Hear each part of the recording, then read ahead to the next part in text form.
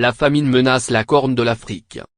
Pour le simple mois de septembre, plus de 68 000 personnes ont été déplacées à l'intérieur de la Somalie en raison de la grave sécheresse qui frappe la Corne de l'Afrique, c'est ce qu'indique dans son dernier rapport de situation le Bureau de coordination des affaires humanitaires de l'ONU, OCHA.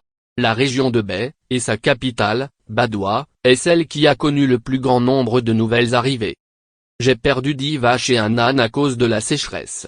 Quand j'ai quitté ma maison pour venir à Badoua, ça a été un long voyage.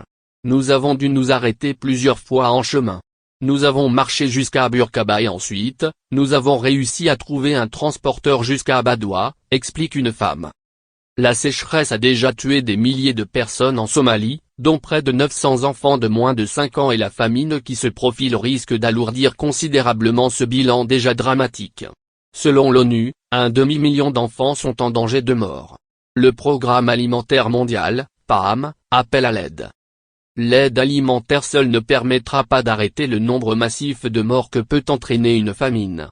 Ce qui tue dans une famine, c'est la maladie, le manque d'hygiène, parce que les gens qui ont faim sont plus faibles et plus sensibles, il faut donc une réponse intégrée, la nourriture et la nutrition oui, mais aussi les abris, l'hygiène, l'accès à l'eau potable.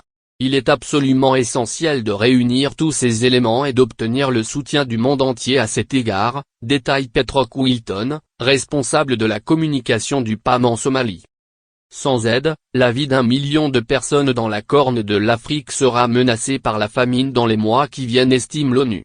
Fin septembre, l'organisation mettait en avant 19 pays considérés comme des points chauds de la faim dans le monde, dont 6 sont placés en alerte maximale, la Somalie, l'Éthiopie, le Nigeria et le Soudan du Sud, mais aussi le Yémen et l'Afghanistan.